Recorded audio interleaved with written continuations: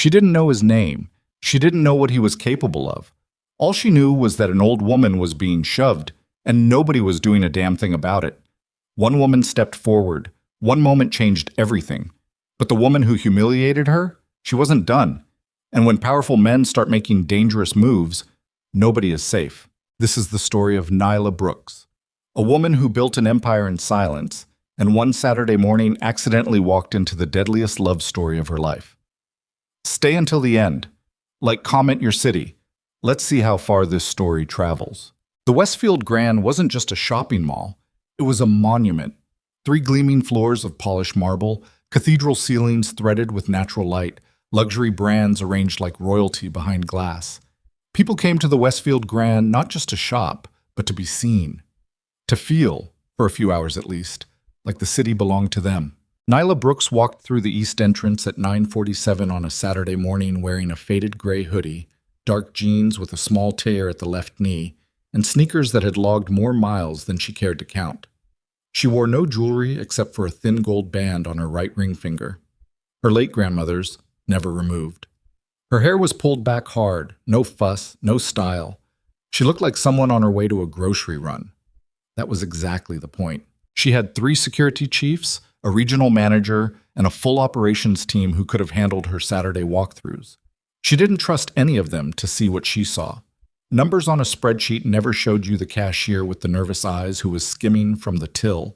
Reports never captured the way a security guard ignored a mother struggling with a stroller while standing straight at attention the moment he spotted a man in an expensive coat. Data was clean, reality was not. Nyla had learned that the hard way, twice, in the early years when she'd trusted the wrong people with too much authority and nearly lost everything she'd built. So she walked. Every Saturday, unannounced, invisible. She was 40 minutes into her circuit when she heard it. Not a crash, not a scream, just a sharp and particular kind of sound that her body registered before her mind did. The sound of something being taken from someone who couldn't fight back. The customer service desk near the south atrium was staffed by 2 associates she recognized. Keisha, 23, reliable, good instincts, and a newer kid whose name she hadn't memorized yet. The line was 4 people deep, which wasn't unusual for a Saturday morning. Returns, exchanges, complaints about parking validation. The ordinary friction of commerce. What wasn't ordinary was the woman at the front. She was somewhere past 70, maybe closer to 80. It was hard to say. Small, dressed in a careful sort of way that suggested she'd taken time with herself that morning. A pale blue cardigan buttoned to the collar despite the controlled warmth of the mall's air system. She was holding a shopping bag in both hands and speaking in a low, even voice, working through something with Keisha that appeared to require patience on both sides. The woman behind her had no patience at all. Celeste Vaughn was the kind of beautiful that came with a price tag, the kind that required maintenance, appointments, and the daily labor of people paid to make her look effortless.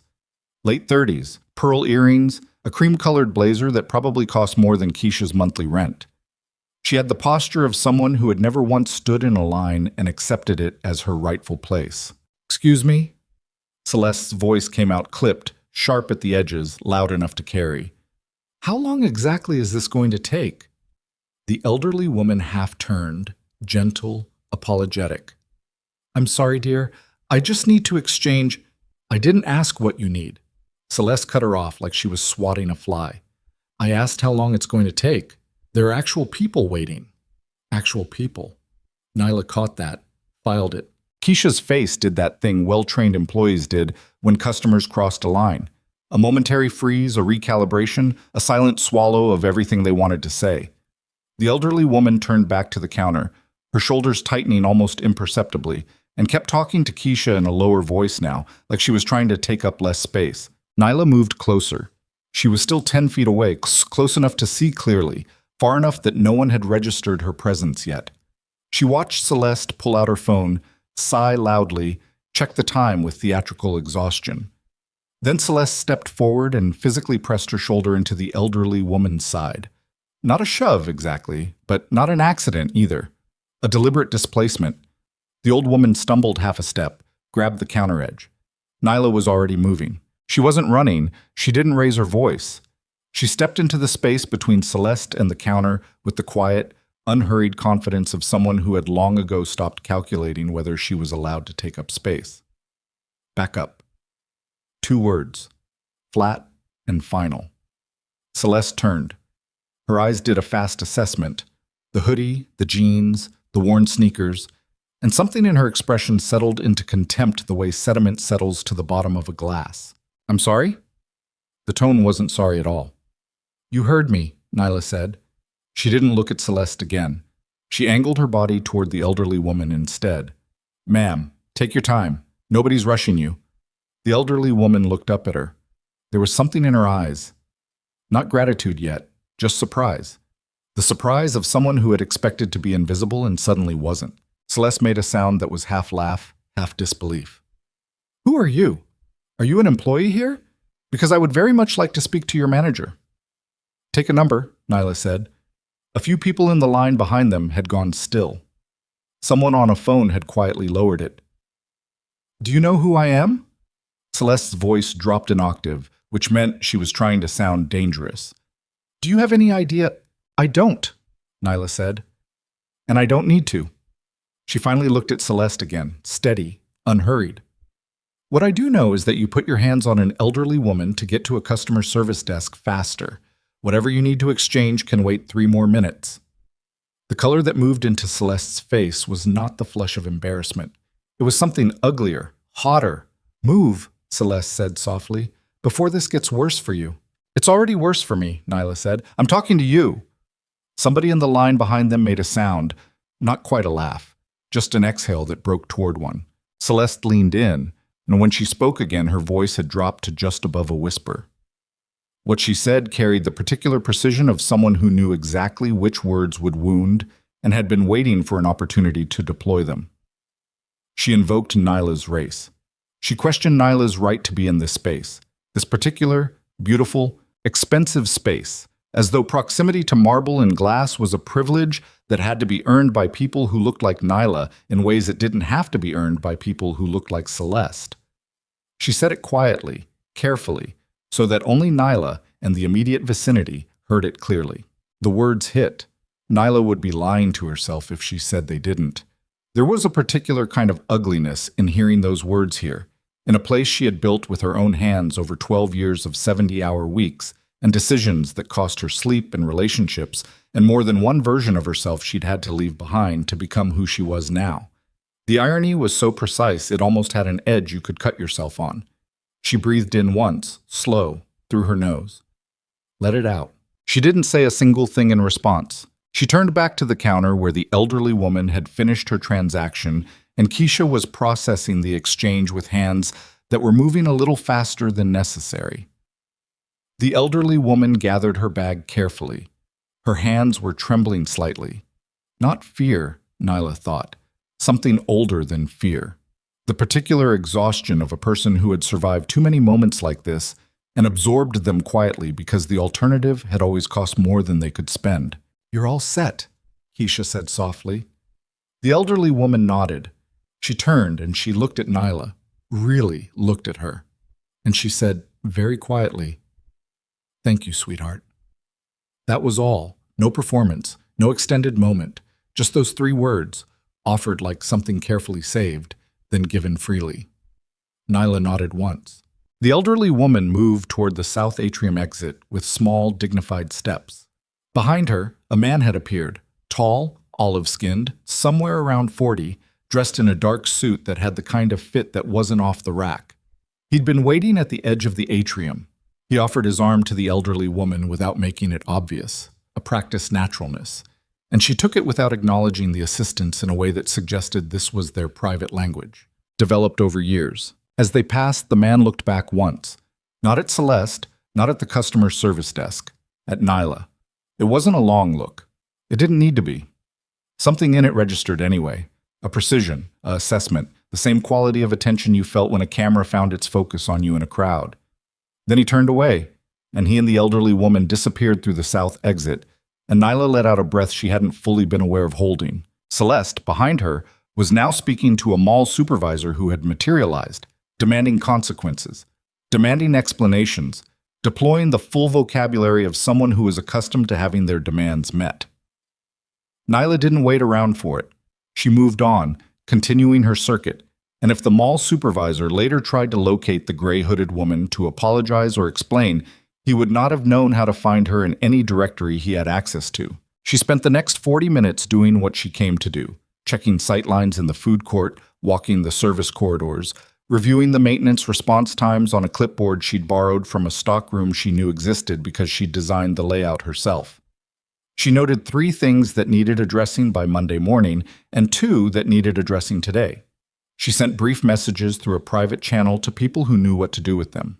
She ate a slice of pizza standing up at a counter near the east side because it was nearly noon and she'd forgotten to eat breakfast again. She didn't think much more about the woman in the cream blazer. She'd dealt with Celeste Vaughns her entire life, in various configurations, and the particular exhaustion that came from that knowledge was something she carried the way you carried an old injury, always there, manageable, not something you consulted a doctor about because you already knew the diagnosis. She thought a little more about the old woman's hands, the way they'd trembled, the way she hadn't said anything except thank you, as though she knew better than to make a larger moment out of it.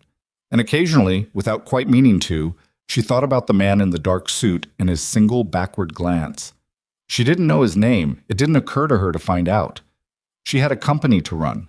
By 2 in the afternoon, she was back in her actual office, the one people didn't know existed, on the 4th floor above the retail footprint, accessed by an elevator that wasn't on any of the public directories. The office was clean but not curated.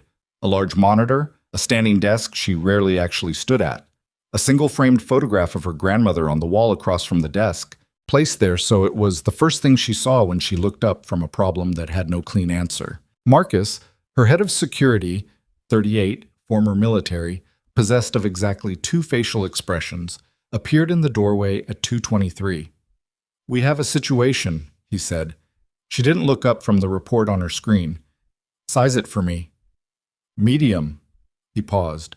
"Could go large." She looked up. Marcus set a tablet on her desk. The security footage was already pulled. South Atrium, customer service desk, 10:17 a.m. The angle was good. The audio was cleaner than people usually expected mall security systems to produce. She watched herself step between Celeste and the counter. She watched Celeste's mouth form the words she'd heard with her own ears. The footage caught it. Not perfectly, not in a way a lawyer couldn't argue over, but enough.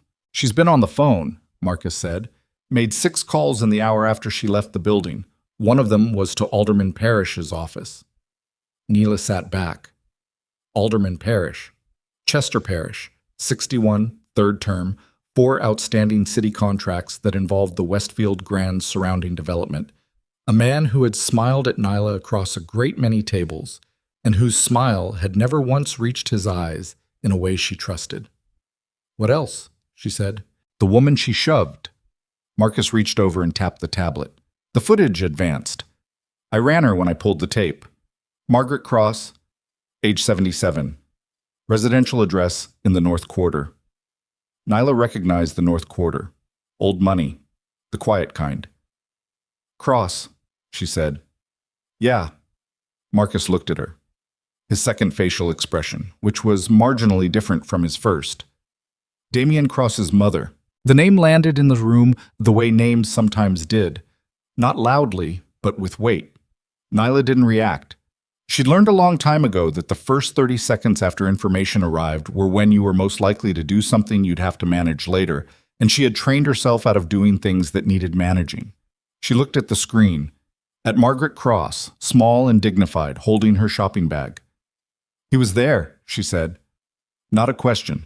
"The man who met her at the south exit." "Yes." Marcus's voice was professionally neutral. "We flagged him on entry. He's been on the watch list as a matter of policy for 3 years. He wasn't doing anything." "He never is," she said. "No," Marcus agreed. "He never is." She was quiet for a moment. Outside the office windows, the mall stretched out below her, the Saturday afternoon crowd thickening, families and couples and teenagers moving through the space she'd imagined before it existed, had built from a parking lot and a zoning variance and 13 years of work that had taken things from her she still hadn't fully inventoried. "Pull everything Parrish has touched in the last 6 months," she said, "and get me a read on what Celeste Vaughn actually wants. Money, attention, legal action, Find out which direction she's running before she decides. On it. Marcus picked up the tablet. He paused at the door. You doing okay? It was as close as Marcus came to asking anything personal. She didn't usually appreciate the gesture. Today she found she didn't mind it. I'm fine, she said, which was not entirely true, but it was true enough to work with. She turned back to her monitor, to the quarterly variance report that had been waiting for her attention since Thursday, to the clean precision of numbers that behaved the way the world outside her windows mostly did not. She worked until the light through the office windows shifted from afternoon to early evening, and the crowds below thinned, and the last of the Saturday foot traffic filtered out through the entrances she could see from where she sat. She was almost through the variance report when her phone lit up, an unlisted number, which she would normally have sent to voicemail. She picked it up. There was a pause on the other end. Then a voice, quiet, measured, carrying the kind of authority that didn't need volume to make itself felt. Ms. Brooks. He said her name the way people said it when they'd just learned it, with a slight deliberateness, like testing the weight of it. She didn't ask how he had her number. It was the kind of question you didn't ask someone like Damian Cross, because the answer was always the same. Because I wanted to. Mr. Cross, she said. Another pause. Shorter this time. I wanted to thank you, he said, for what you did this morning. I didn't do it for you, she said, and she hung up. She stared at her phone for 2 seconds. Then she put it face down on the desk and returned to the variance report. She was almost certain that wasn't the end of it. She was right. The call she'd ended in 3 seconds flat apparently did not end anything at all. Sunday arrived with a gray sky that couldn't decide whether it wanted to rain and kept the city in a kind of suspended tension. The air thick, the light flat, the streets outside Neela's apartment building moving at the particular sluggish pace of a morning that didn't want to be responsible for whatever came next. She'd slept 4 hours. Not insomnia, exactly. Her body had simply run the numbers and decided 4 was sufficient, the way it often did when something was unresolved and her subconscious refused to fully clock out. She was on her second coffee, standing at her kitchen window in a worn sleep shirt and yesterday's socks, when Marcus called at 7:14 a.m. Celeste Vaughn has a lawyer, he said, no preamble. Reached out to our legal department last night through a third-party firm. She's alleging harassment, hostile customer environment, and, this is the one, discriminatory enforcement of mall policy against a paying customer. Nyla watched a pigeon land on the windowsill across the street and immediately looked dissatisfied with the decision. She's saying we discriminated against her, Nyla said flatly. That's the filing language, yeah. She called a black woman up. She stopped, exhaled. The footage. Our legal team has it, but here's the problem. Marcus paused, and she recognized the pause as the kind that preceded information he'd rather not be the one delivering. The audio on that segment has a compression issue. The words she said, the specific words, they're present but degraded enough that a decent audio forensics expert could create reasonable doubt about interpretation. Nyla set her coffee cup down on the counter with more force than she intended. The small sound of ceramic on granite was unreasonably loud in her quiet kitchen. Convenient, she said. Very, Marcus said. Who touched the system? That's what I'm trying to find out. The degradation is in a 14-second window. Everything before and after is clean. She was quiet. The pigeon across the street had made its peace with the windowsill and settled in. Parrish, she said. I don't have confirmation. I'm not asking for confirmation, Marcus. I'm thinking out loud. Don't confirm things to me that I'm thinking out loud. A beat. Understood. Get me the name of whoever had system access in the last 72 hours. Full list, no filtering, and I want eyes on our legal team's communication. Not interception, just intake logs. Who's been calling, who's been emailing, what's coming in from where? That's going to make some people uncomfortable. Good, she said. Uncomfortable people make careless mistakes. That's useful. She hung up and stood at the window for another 2 minutes, not thinking about strategy, not running scenarios, just standing in the flat gray morning light, letting the anger move through her the way you were supposed to let it move, without grabbing it and holding it close where it would start to smell. Her grandmother had taught her that. You could be angry, you just couldn't set up residence there. Then she picked her coffee back up and went to get dressed. By 9 a.m., she was in the Westfield Grand's legal conference room on the fourth floor, sitting across from her general counsel, a compact, meticulous woman named Patricia Osei, who had been with her since year 4 and who expressed alarm exclusively through the precise arrangement of papers on whatever surface was in front of her. Right now, the papers were very precisely arranged. "The firm they've retained is Alderman, Keller, and Price," Patricia said. Nyla looked at her. "Alderman. No direct family connection to Chester Parish. Different spelling, but..."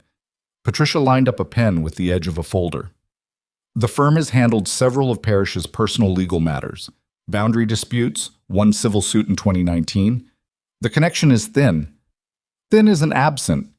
"No," Patricia agreed. "It isn't." They looked at each other across the table, two women who had been through enough together that they didn't need to perform worry for one another. The thing was real. They both knew what it was. "What does she actually want?" Nyla said. Patricia slid a single sheet across the table. Nyla read it without picking it up. "A formal apology, issued publicly. A policy review conducted by an independent third party, one recommended by Celeste's attorney. And a settlement figure that started with a 3 and had several zeros behind it before it reached a decimal point." Nyla pushed the paper back. "No," she said. "I expected that answer," Patricia said. "I want you to understand what the alternative looks like. If this goes to litigation, even if we win, and I believe we win, the discovery process is going to open every operational decision we've made in the last 5 years to examination. Anyone who wants to use that process to find something, or to stall something, or simply to cost us time and money, anyone like Parish." Patricia was quiet. "I understand the exposure," Nyla said. "I'm not settling, not because I can't absorb it, because settling means she gets to say, publicly, that we harassed her, that I..." She stopped. The particular weight of the accusation sat in the room between them for a moment. "No. We fight it. Build the audio forensics case from our side. Get our own expert, and find out who touched that system." Patricia began realigning her papers, which Nyla had come to understand was not nervousness, but a form of processing, ordering the physical when the situation resisted ordering. "There's one more thing," Patricia said, without looking up. "Of course there is. We received a separate inquiry this morning, not from Vaughn's attorneys, from a private legal representative, regarding the incident at the customer service desk." Patricia looked up now.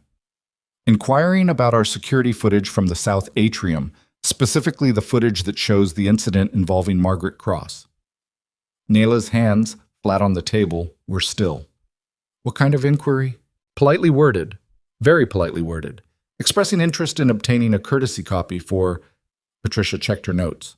"Personal records." "That's not legal language," Nyla said. "No," Patricia agreed.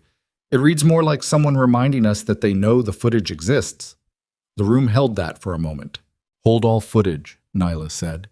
"Nothing leaves this building under any circumstances. Not a frame, not a file, not a screenshot. If anyone asks again, they go through formal legal channels and they wait. And if the request becomes less polite," Nyla met her eyes, "then we find out what kind of conversation we're actually in." She left the conference room at 10:15 and took the back stairwell down to the main floor, the route she used when she needed to move through the building without being stopped. She walked the east corridor, past the Anchor department store, past the mid-level accessory boutiques, past the coffee kiosk where a young man who recognized her by sight, but not by title, always made her an Americano without being asked. Today she stopped and paid him for it and stood at the narrow counter along the corridor wall and drank half of it in 4 minutes. Around her, the Sunday crowd had the different texture of Sunday crowds everywhere. Slower, more family-oriented, less purposeful than Saturday. More people who were here because they had nowhere else to be rather than because they needed something specific. She watched them move, a father lifting a small child to see something in a toy store window. 2 older women walking arm in arm without speaking, the particular comfort of long familiarity. A teenager alone, headphones in, moving against the flow of foot traffic like he was the only real person and everyone else was scenery. She thought about Margaret Cross's hands, the way they'd trembled. She thought about the 14-second gap in the audio. She finished her coffee and dropped the cup and walked back toward the elevator. She did not think about the phone call. She was not thinking about Damien Cross.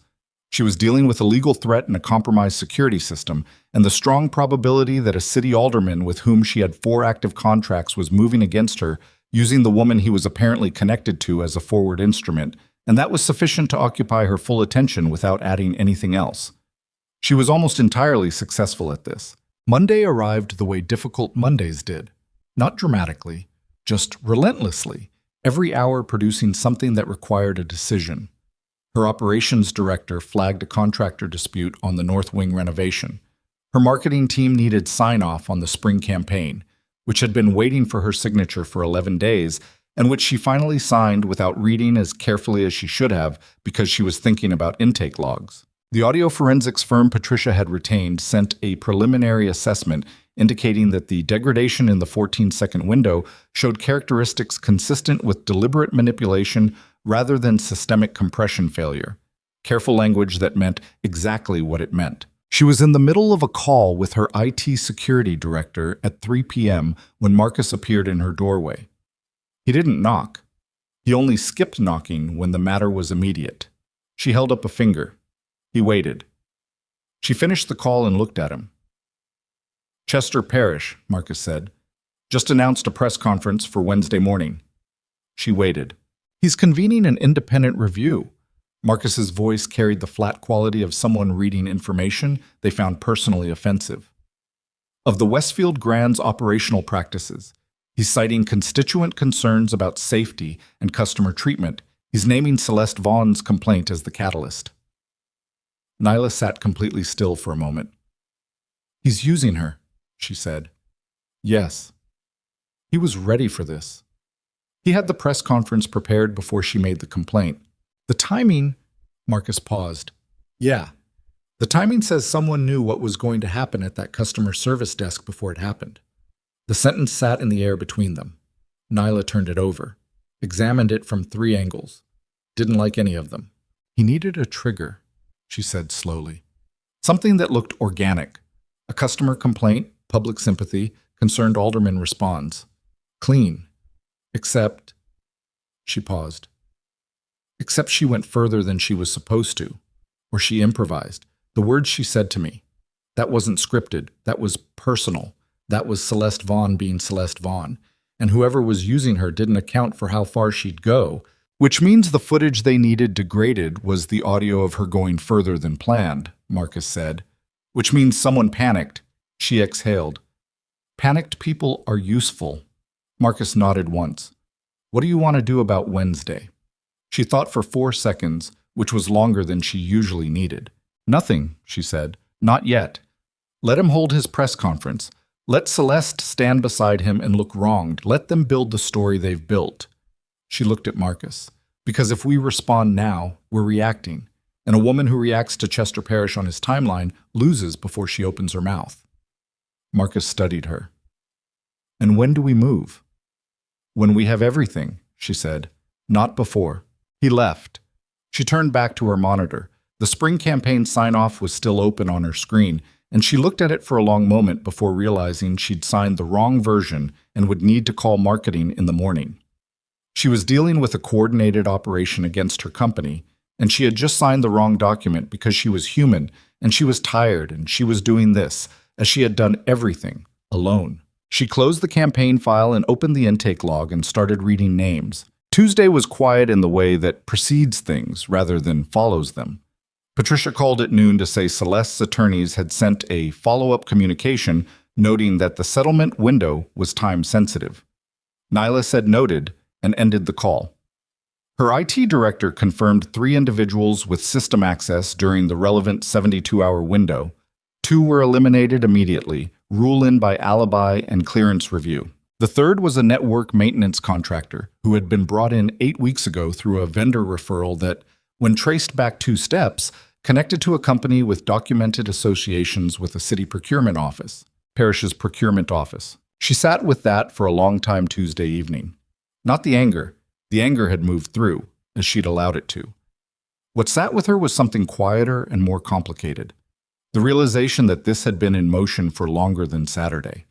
That Saturday had been a moment in a plan that preceded it. That she had been watched, assessed, and targeted with a patience and preparation that implied a certain level of respect for her capability, which was almost funny if you looked at it from a specific angle. She was being taken seriously enough to be dismantled carefully.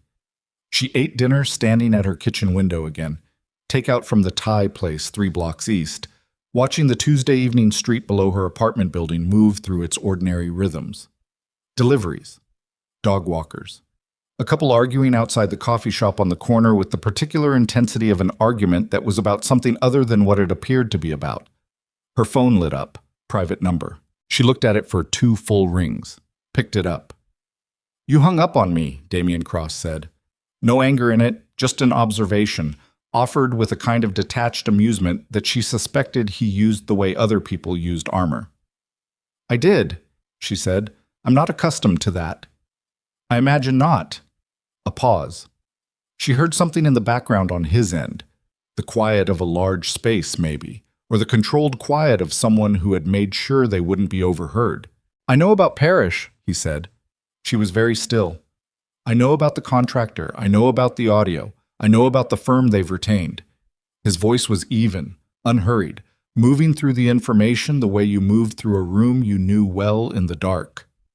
"And I know what Wednesday's press conference is actually for." "Why are you telling me this?" she said. "Because my mother liked you," he said, "and because whoever goes after someone for defending an old woman in a shopping mall." A pause. Something shifted in his voice, slight, like a gear changing. "That's not something I let stand." "I don't need your protection," she said. "No," he said. "You don't." Another pause. "But you might need what I know. Those are different things." She looked out her kitchen window. The couple that had been arguing outside the coffee shop had apparently resolved something.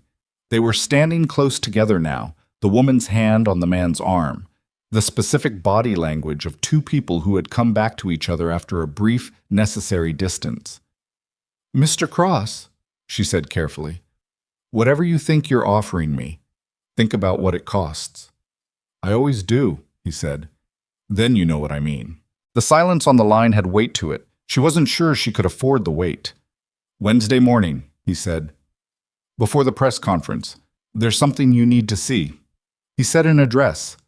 A building in the financial district she recognized by name, if not by any personal association with it. 8 a.m. "You come or you don't. Either way, what I know doesn't disappear." She didn't answer immediately. "Why 8?" she said finally. "Because Parrish has a standing breakfast at 8:30, Damian said, "and because what I need to show you requires him to still be comfortable before you know it." She closed her eyes. 1 second, 2. "I'll think about it," she said. "That's all I asked," he said. He hung up first this time. She put the phone down and looked at her takeout container, which had gone cold, and at the street below where the coffee shop couple had disappeared into the ordinary Tuesday evening, and at the framed photograph of her grandmother on the wall across the kitchen, placed there for the same reason she kept the one in her office. So there was always somewhere to look when the answers weren't coming from anywhere else.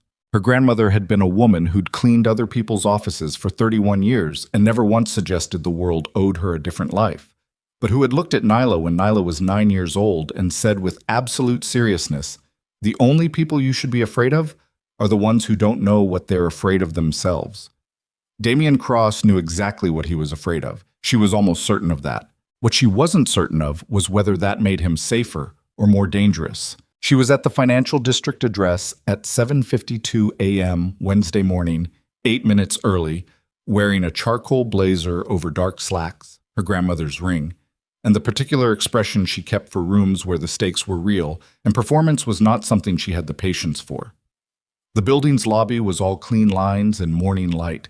The security desk staffed by a man who checked her name against a list and handed her a visitor badge without making eye contact.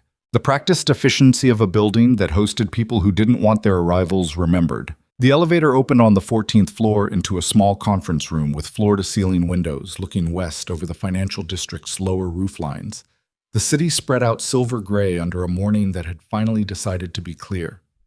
There was a table, 2 chairs, a laptop, open, coffee, 2 cups, already poured, which meant someone had known when she'd arrive. Damian Cross was standing at the window with his back to the room when she walked in, hands in the pockets of a dark jacket, looking at the city with the expression of a man who had looked at this view before and found it insufficient in ways he hadn't resolved. He turned when he heard her. Up close, in morning light rather than the dim periphery of a shopping mall atrium, he was harder to read than she'd expected. There was something disciplined about his face, a quality of careful arrangement, like someone who had learned early that expressions were information and had gotten precise about what information he distributed. He was not conventionally warm, but he didn't perform coldness either, the way men in his position often did, layering menace like a coat they never took off. He simply was what he was, and he looked at her with the same direct, unhurried attention he'd leveled at her from across the atrium 2 Saturdays ago.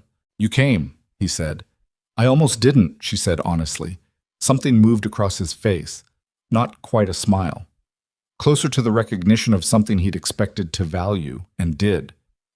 "Coffee's from the place on the corner," he said. "I didn't know how you took it." "Black," she said. "Of course," he said, with a flatness that she realized, after a half-second, was dry humor. She picked up the cup. He moved to the laptop and turned it toward her without preamble, without setup, without the kind of careful framing she'd expected from someone about to present information he was using as leverage. He just turned it and let her see. She looked at the screen. It was a document, financial, dense, a chain of transactions through 3 holding companies that ended somewhere she recognized. She leaned in, read carefully. Her coffee went untouched on the table beside her. When she looked up 2 minutes later, her face was controlled. "This is Parrish's capital," she said.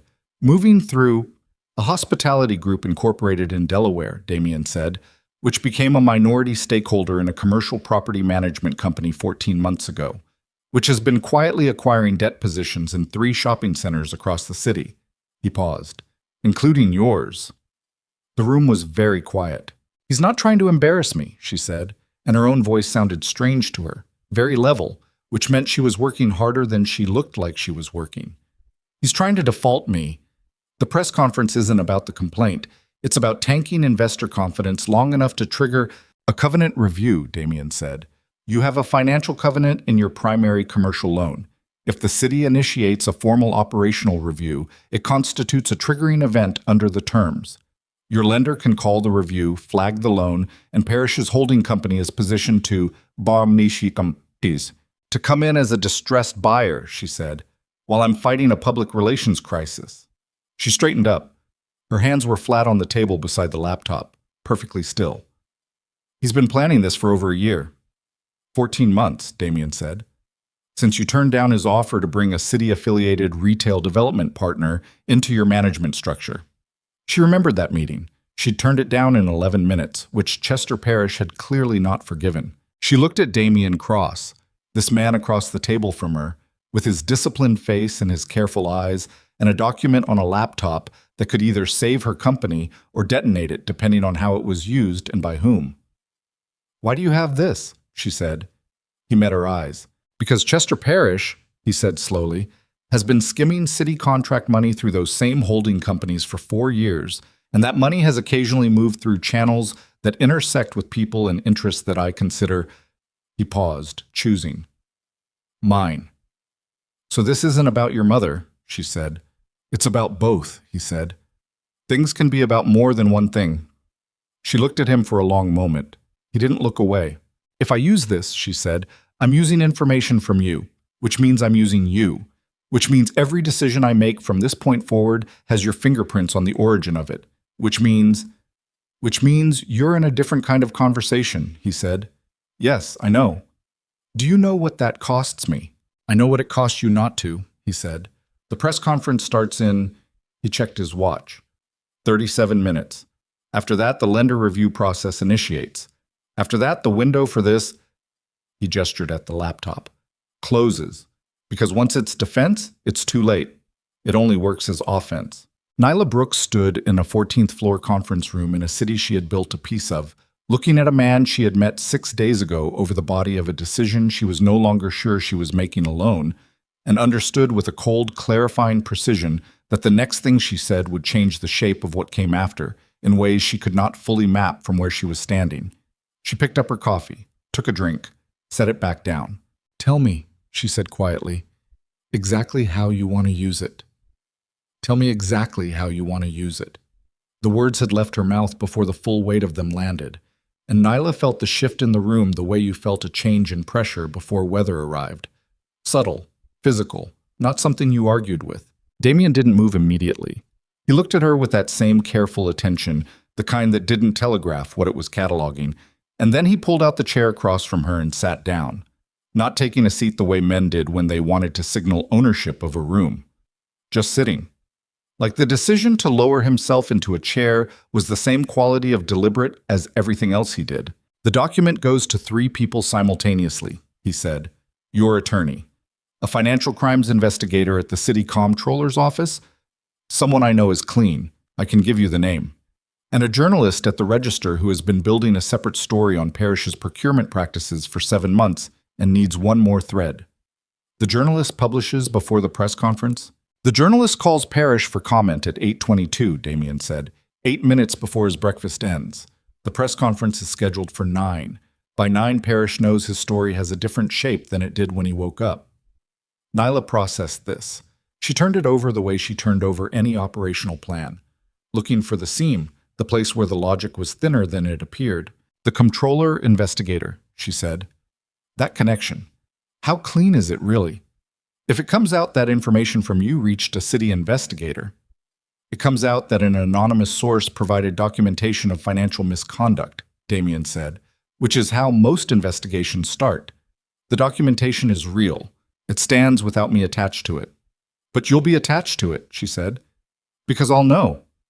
Yes, he said. You will. She looked at him. He looked back. The city outside the windows was moving into full morning, the silver gray resolving into something colder and cleaner. The journalist, she said. The Register story. You've known about it. For 3 months. And you've been sitting on it. He paused. I was managing the timing. She felt something shift in her chest. Not anger yet, not quite, but its precursor. Managing it for what purpose? For a purpose that no longer applies, he said. Because my mother came home from a shopping mall with shaking hands and my... He stopped. His jaw moved slightly like he was compressing something. And I decided the timeline changed. The silence was different after that. She didn't push into it. Some silences were information in themselves. 8:22, she said finally. That gives me 20 minutes to get the document to Patricia. 17 if you want her to read it before she sends it. Nyla picked up her phone. She called Patricia at 7:58 a.m. and spoke for 90 seconds without pause. Document incoming, comptroller contact, journalist at the Register. Yes, she was certain. No questions right now. Just move. Patricia, to her permanent credit, asked exactly 2 clarifying questions, both of which were necessary, neither of which was about where the document came from. Damien had already sent it by the time the call ended.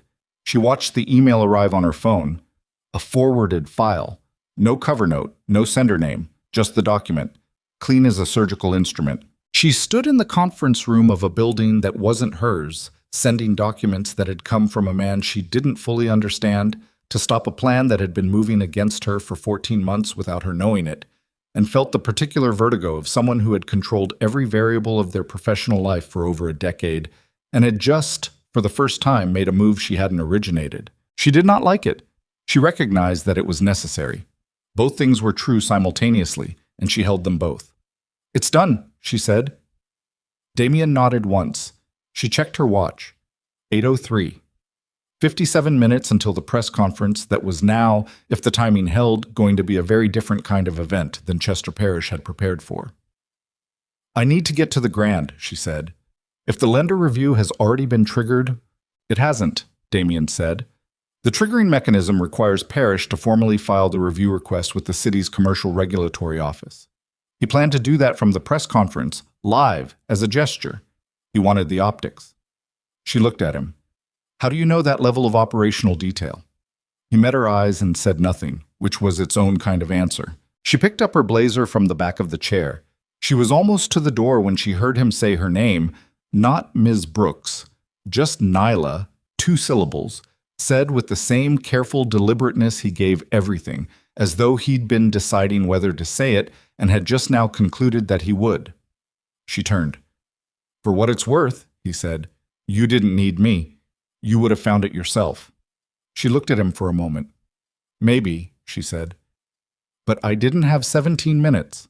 She left before he could respond to that and took the elevator down 14 floors with her jaw set and her hands quiet and her mind already 3 steps ahead of where her feet were. The next 4 hours were the operational equivalent of controlled demolition, precise, fast, ugly in the details, and requiring the kind of focused attention that left no room for anything human to surface. Patricia sent the document at 8:11. The controller contact acknowledged receipt at 8:19. At 8:22, on the schedule Damien had given her like a train timetable, the registered journalist called Chester Parrish's office. Nyla was at her desk on the 4th floor of the Westfield Grand when Marcus appeared at 8:47 with his second facial expression locked in. "Parrish's office just called our main line," he said. "Looking for you personally." "I'm unavailable," she said. "I told them that." "What did they say?" "They said the alderman would like to discuss a mutual matter and suggested that postponing would not serve your interests." "Tell them," Nyla said, not looking up from her screen, "that I appreciate the alderman's concern for my interests and will have my attorney reach out to his office before close of business." Marcus disappeared. She heard him speaking in the outer corridor, his voice carrying the flat, final quality of a door closing. At 9:12 a.m., Chester Parrish's press conference began. She watched it on a live stream pulled up in one corner of her monitor. The podium, the city seal, the arranged rows of folding chairs filled with reporters, and a few strategically visible constituents.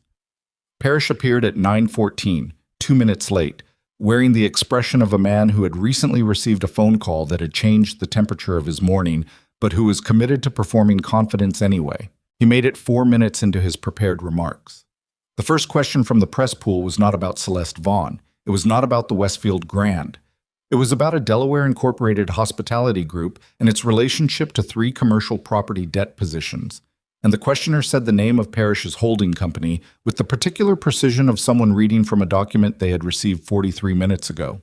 Parrish's prepared confidence lasted approximately 8 seconds after that question landed. Then something behind his eyes recalculated, and what replaced the confidence was not quite panic.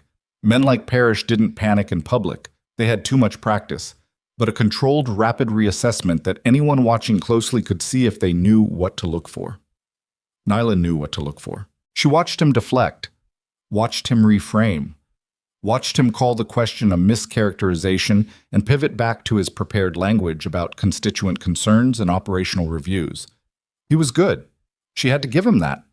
He was a man who had survived in his position for 3 terms because he was genuinely good at managing the space between what was true and what he needed people to believe. And he did not abandon that skill simply because someone had just shot a hole in his morning. The press conference ended early. No formal review request was filed. She exhaled once, quietly, at her desk on the 4th floor, and then she called her lender's relationship manager and had a conversation she had been preparing for in the back of her mind since 8 a.m. That was now, given the shape of the morning, a different and considerably more comfortable conversation than it would otherwise have been. By noon, she had spoken to Patricia 3 times, her operations director twice, and her communications lead once. She had eaten nothing. She had drunk enough coffee that her hands had a faint vibration to them that she was monitoring and would address eventually. At 12:43, Marcus appeared again. "Celeste Vaughn," he said, "just withdrew her complaint." Nyla looked up. Through the attorney's formal written withdrawal, no statement, no condition. He paused. "Effective immediately." She should have felt relief. She identified the location in her chest where relief would normally arrive and found it occupied by something more complicated. A wariness, an animal instinct that recognized the sudden removal of a visible threat and asked what had moved it and why. "When?" she said. "Filing timestamp is 12:31. 12:31. 12 minutes after Parrish's press conference ended badly. She was following his lead, Nyla said. He told her to pull back.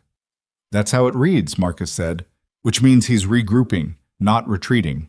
She was quiet for a moment. "Keep watching the holding company filings.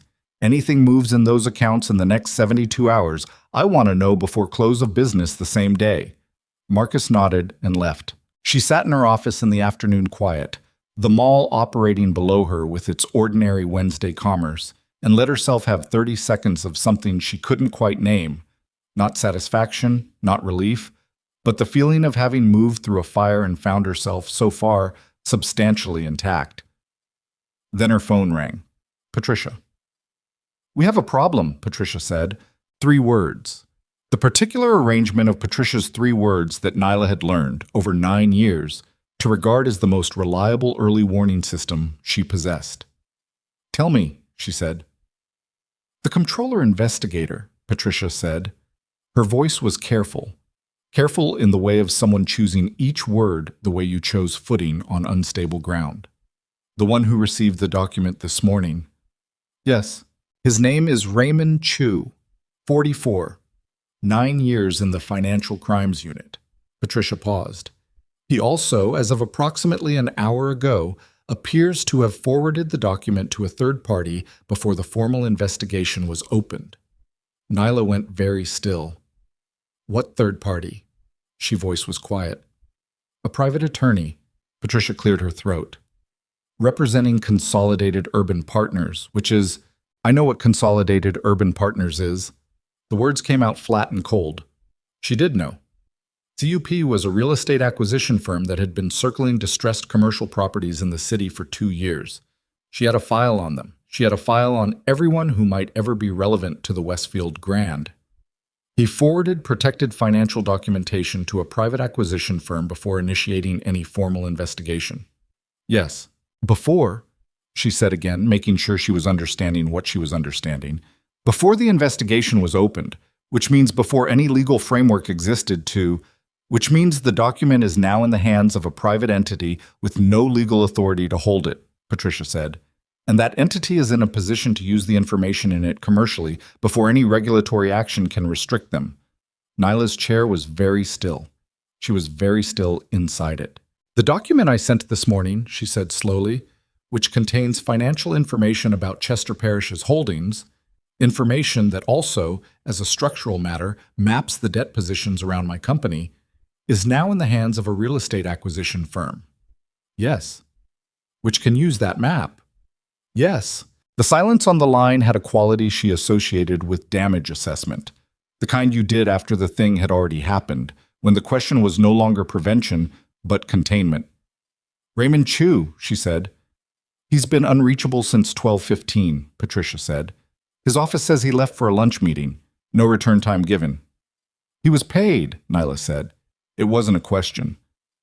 "Almost certainly," Patricia said. "By whom? Parish or CUP directly?" "I don't know yet. The connection is—" Patricia paused. "It's possible both. It's possible this was a contingency they had prepared, in the event the document surfaced, and perhaps they knew it was going to surface, or suspected, they had a mechanism in place to redirect it." Nyla put the phone down on her desk without ending the call. She looked at the framed photograph of her grandmother on the wall across from her, looked at it for 4 seconds. Then she picked the phone back up. "How long," she said, "before CUP can file any kind of commercial action based on that information?" "Legally? Minimum 48 hours for due diligence and filing prep, assuming they're moving fast." Patricia's voice was very steady, which was how Patricia's voice got when the stakes required it. "But Nyla, if they file, even a preliminary motion, it triggers a different covenant review than Parish's would have. This one comes from the lender's side directly, and it doesn't need a press conference," Nyla said. "It's a financial instrument. It just files." "Yes." She stood up. She did it because sitting felt like something she couldn't continue to do. She walked to the window. The mall below was mid-afternoon ordinary, people moving through the atrium with shopping bags and coffee cups, and the comfortable obliviousness of people who did not know that the building they were walking through was currently the subject of a document being reviewed by a real estate acquisition firm that wanted to own it. Her building. 12 years. Every decision, every sacrifice, every 70-hour week. She had used Damian Cross's information, and it had been redirected before it could help her. The trap had not been Parish's press conference. The press conference had been the distraction. The trap had been the document itself. Or rather, the chain of custody she'd pushed it through, which had included a compromised investigator she hadn't known was compromised because she'd trusted a source she hadn't had time to vet, because she'd had 17 minutes and made a decision she couldn't reverse. "Patricia," she said, "get me everything on CUP, legal structure, ownership, financing sources, any litigation history, everything you can pull in the next 2 hours." "Already started," Patricia said. She ended the call. She put the phone in her pocket. She stood at the window for a long moment with her arms at her sides and her breathing slow and deliberate, the way her grandmother had taught her to breathe when the world was moving faster than she could follow, and she needed to find the place in herself that didn't move with it. She had a 48-hour window. Maybe. If CUP moved at normal pace, if they had to build a filing from scratch, if no part of their preparation had preceded today, which she could not assume, she needed to know who owned Consolidated Urban Partners. The filing structure was public, but public filings and actual ownership were different creatures in the world of commercial real estate, where layers of incorporation existed precisely to make the distance between an asset and the person who wanted it as long and unnavigable as possible. She needed, she realized with a cold and clarifying anger, to know if Chester Parish and Consolidated Urban Partners were the same hand wearing different gloves. And she needed, which was the part that sat in her chest like swallowed glass, to call Damian Cross and tell him that the investigator he'd told her was clean had just routed her most sensitive financial information to an acquisition firm. Either Damian had been wrong about Raymond Chu, or he hadn't been wrong at all. She stood at that window for 30 seconds more, turning that possibility over with the precise and terrible attention it deserved. Damian Cross, who had the document before she did, who had known about the register story for 3 months and managed the timing, who had appeared in her life 6 days ago in a shopping mall where his mother happened to be, at a customer service desk where something happened that gave him a reason to call her, who had provided her with information on a timeline that left her exactly no room to vet the channel she was pushing it through. She had walked into that conference room at 7:52 in the morning and made a decision in under 10 minutes, and the decision had moved exactly the way someone patient enough to anticipate it might have expected it to move. She felt sick, not the dramatic nausea of crisis, just a quiet, organic wrongness in her body. The physical response to the possibility that she had been read more accurately than she had read the situation. That her instinct, which she had trusted for 12 years more than she had trusted any person, had been navigated. She walked to her desk, picked up her phone, set it down, picked it up again. She thought about his face in the morning light of the conference room, the way he'd said her name, the way he'd told her she would have found it herself, the way that had sounded like something true, or had been engineered to sound that way, which in the moment of hearing it she hadn't examined carefully enough because she'd had 17 minutes and the press of a crisis that had simplified her choices to a point where the simplification itself should have been a warning. She put the phone in her pocket and walked out of her office, down the back stairs, through the service corridor, and out the east loading dock into the sharp, clean air of the Wednesday afternoon. She stood on the concrete dock with her arms crossed and her breath coming slowly, and the city around her existing at its ordinary volume, and thought about the fact that she had spent 12 years building something no one could take from her, and she was now standing outside the back of it wondering if someone had just found the door. Her phone buzzed. A text. Unknown number, different from the private number Damian used. She opened it. A photograph. Taken from a distance, with a long lens, the kind of photograph that was meant to communicate capability rather than provide information. It showed Raymond Chu, the comptroller investigator, sitting at a restaurant table across from a man she didn't immediately recognize, taken at what appeared to be a lunch meeting at approximately the right time. The second man's face was partially turned, but clear enough. She did not know him. Below the photo, 3 words. Ask Cross who. She stood on the loading dock with the afternoon light moving across the concrete and read those 3 words 4 times. Then she called Damian Cross. He picked up on the second ring. Who is the man in the photograph? She said. No preamble, no performance. A pause. 2 seconds. 3. In those seconds she measured everything. The quality of the silence, whether it was the silence of someone processing an unexpected question or the silence of someone deciding how much of a prepared answer to give. Where did you get a photograph? He said. That's not what I asked you. Another pause, and in it she heard something she hadn't expected. Not calculation, but something more unguarded. something that sounded, with a precision that disturbed her, like surprise. "Send it to me," he said. "Damien." She said his name flat and stripped of anything except the question underneath it. Raymond Chu forwarded my document to Consolidated Urban Partners before he opened any investigation. "You told me he was clean. Either you were wrong or you weren't. Which one is it?" The silence this time was longer. When he spoke, his voice had changed in a way she couldn't fully categorize. Compressed, tighter, the controlled quality gone, not to anger but to something more internal, a recalibration happening faster than he could conceal it. "Send me the photograph," he said quietly. "Right now." She sent it. She heard him breathe on the other end of the line, heard something that might have been him moving. A chair. A door. Nyla. He said her name the way he had in the conference room, and the fact that he used it again told her something. "Raymond Chu has worked for me for 6 years." The afternoon air was very cold suddenly, or she had just become aware that it was cold, the warmth of the office building no longer around her. "That's not clean," she said. "No," he said. "It's not." His voice was very quiet. "It's the opposite of clean. It means someone inside my operation just moved against me, using your company as the mechanism." A pause. "Which means whoever is behind CUP isn't just moving against you." She stood on the concrete loading dock of a building she had built with 12 years of her life and listened to a man she had trusted for exactly one morning tell her that the betrayal was larger than either of them had known, and that she was standing inside it, and that there was no version of the next 48 hours in which she could afford to be the person she had always been, careful, solitary, controlled, trusting no one beyond her immediate circle, building walls that were thick enough that the world could push against them without finding the door, because someone had found the door, and they were already inside. She was still on the loading dock when Damien's car pulled up 14 minutes later. Not a town car. Not something with a driver and tinted windows and the full theatrical apparatus of a man who wanted to remind you what he was.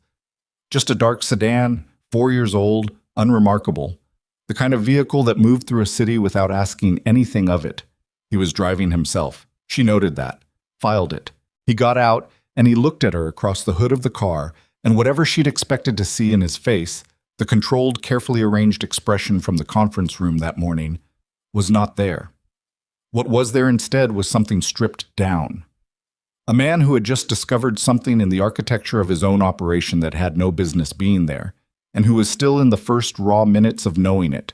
He looked tired. Not physically. Something deeper than physical. The kind of tired that came from trust being removed from a place you hadn't examined closely enough because you'd stopped questioning it. She knew that kind of tired. She recognized it in another person the way you recognized a scar that matched your own. "Get in," he said. "I'm not getting in your car," she said. He stopped, looked at her. "I need to show you something that I can't show you standing on a loading dock." "Then tell me what it is." He put both hands on the roof of the car, looked down at them for a moment, then looked back up at her. "The man in the photograph," he said. "His name is Victor Shen. He runs the operational side of Consolidated Urban Partners. He is also—" He stopped, his jaw worked. "He is the man who has managed my financial accounts for 4 years. Legal accounts. The ones that have nothing to do with anything that would concern a regulator. Clean money, real estate holdings, investment portfolios.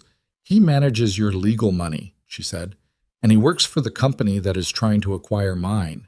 "He doesn't work for them," Damien said. "As of this morning, I believe he may own them."